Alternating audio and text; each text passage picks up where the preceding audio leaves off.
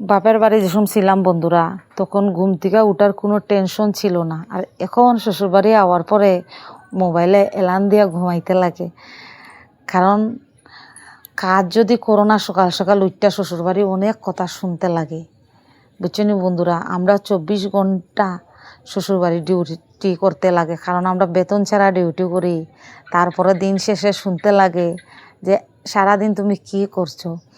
একদিন যদি শরীরটা তোমার খারাপ হয়, তারপরে তারা জিজ্ঞেস করে না তোমার কি হয়েছে, তুমি ভাত খাইছো, একটা বারও জিজ্ঞেস করে না কেউ। কিন্তু কাজ যে করছো না, এটা কিন্তু তোমার তারার চোখে পড়ে এই জিনিসটা। তে যারা যারা বিয়া করছো না বন্ধুরা, কইরা দেখো যে শ্বশুরবাড়ির ভাত খাওয়াটা কতটুকু কঠিন ব্যাপার। আর যারা যারা বিয়া করছে, তারা একমাত্র বিবাহিত নারীরা কইতে পারবো যে শ্বশুরবাড়ি করাটা কতটুকু কষ্টকর আর শ্বশুরবাড়ির ভাতের কতটুকু দাম। খালি একবার তোমরা করো বিয়া, তারপরে বুঝবাই। তো হ্যালো এভরিওয়ান, কে কেমন আছো? আশা করি সকলে ভালো আছো। আমিও খুব ভালো আছি। আমি রাখি দেব, আমার বাড়ি ত্রিপুরা কৈলাস শহরে। আবার একটা ছোট্ট মিনি ব্লগ নিয়ে আইলাম। তোমরা সবাইকে স্বাগতম জানিয়ে আজকের এই ছোট্ট মিনি ব্লগটা শুরু করলাম। বন্ধুরা, আজকে কয়েকদিন থেকে আমার শরীরটা খুব খারাপ, জ্বর আসলো, তার জন্য মিনি ব্লগ দিতে পারছি না। তো আজকের থেকে আবার শুরু করছি। আজকে শরীরটা একটু ভালো হয়েছে। সেই দেখো সকালে উঠটা আগে গরু টরু বার কইরা নিছি, ঠাকুর প্রণাম কইরা গরু বার কইরা নিয়া মাঠে দিয়ে আইছি। অনেক দূরে যাইতে লাগে বন্ধুরা।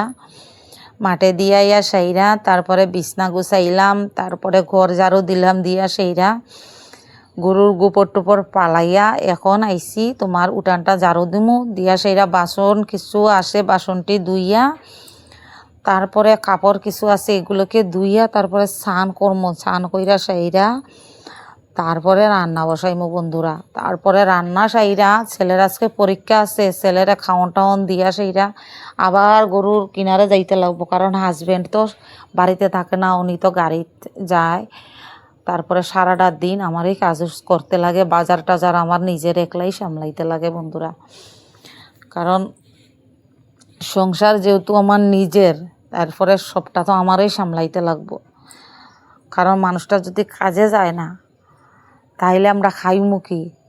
মানুষটাও সারাদিন অনেক পরিশ্রম করে। আমরা যেরকম বাড়িতে কাজকর্ম করি, এই মানুষটাও সারাদিন খুব পরিশ্রম কইরা তারপরে বাড়িতে আয়। কারণ কাজ কইরা সাইরা আবার বাজার টাজার নিয়ে আইলে বন্ধুরা তারপরে রান্না করতাম যদি হয়, তে মানুষটা ঘুমাইতে ঘুমাইতে অনেক দেরি হয়। কারণ আবার পরের দিন ওইটা গাড়িতে যাইতে লাগে, ভোর 5টায় 4:30টায় এরকম টাইমে যাইতে লাগে।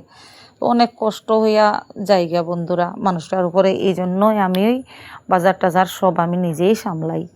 অনেক দিন করে বাড়িতে থাকলে, মাঝে মাঝে বাড়িতে থাকে, অনেক দিন বাড়িতে থাকলে করে না যে তা না, বাড়িতে থাকলে করে।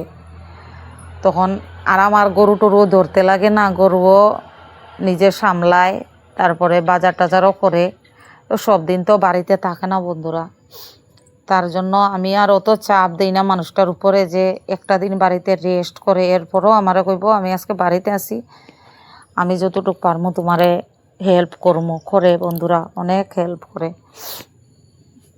তো বন্ধুরা ভালো থাকবে, দেখা হবে তোমাদের সাথে নেক্সট ভিডিওতে।